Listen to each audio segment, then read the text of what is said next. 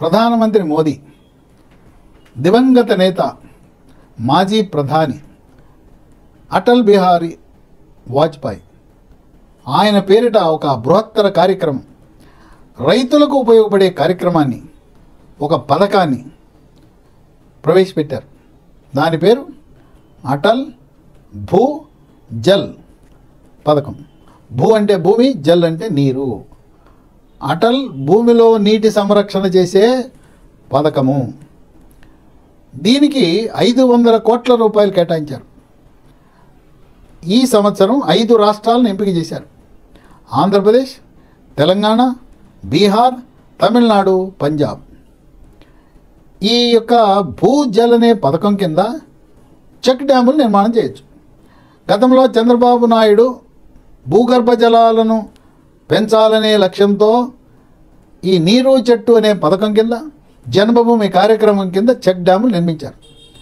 తర్వాత ఉపాధి హామీ నరేగా కింద చెక్ డ్యాములు నిర్మించారు.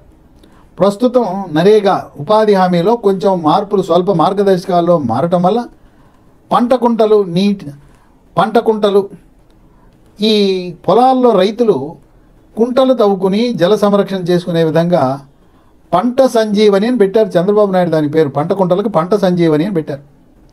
ఇవి 20 మీటర్లు ఇంటూ 20 మీటర్లు, 400 మీటర్లు చదరపు మీటర్లలో ఈ పంట కుంటలను కేంద్ర ప్రభుత్వ నరేగా నిధులతో తవ్వుకోవచ్చు. ₹1 రాష్ట్ర ప్రభుత్వానికి ఖర్చు లేదు, ₹1 రైతుకు కూడా ఖర్చు లేదు. రైతులకు మాత్రమే ఈ సదుపాయం ఉంది.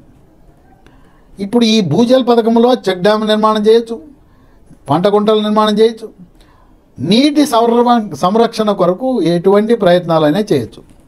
ఉదాహరణకు చంద్రబాబు నాయుడు 2014-19 మధ్యలో ముఖ్యమంత్రిగా ఉన్నప్పుడు ఏ ప్రాంతాల్లో ఎంత వర్షపాతం ఉన్నదని రెయిన్ గేజింగ్ స్టేషన్లు పెట్టారు. అవన్నీ కూడా ముఖ్యమంత్రి డాష్ బోర్డ్ ఆయన కంప్యూటర్లో ఆయన కనపడే విధంగా పెట్టుకున్నాడు. దాంతోపాటు వర్షపాతాన్ని నమోదు చేయడానికి, ఈ భూగర్భ జలాలు ఎంత ఉన్నదో తెలుసుకోవడానికి ప్రత్యేకమైన పరికరాలు ఫిజోమీటర్లు అంటారు. ఆ ఫిజోమీటర్లను ఏర్పాటు చేశారు. అట్లాగే కేంద్ర రాష్ట్ర ప్రభుత్వాల భూగర్భ జలాల సంబంధించిన శాఖలు కూడా సమన్వయపరిచారు. అలాగే నీటిని తనిఖీ చేసే ల్యాబులు కూడా ఈ పథకం కింద ఏర్పాటు చేయొచ్చు.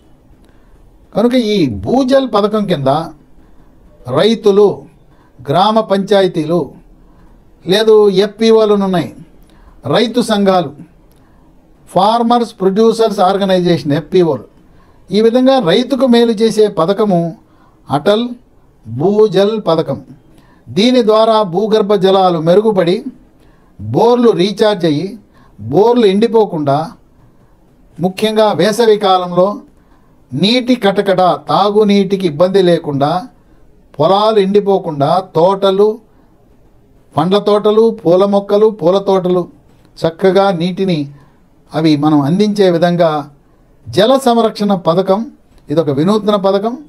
దీన్ని రైతులు సద్వినియోగం చేసుకోవాల్సిన అవసరం ఉన్నది.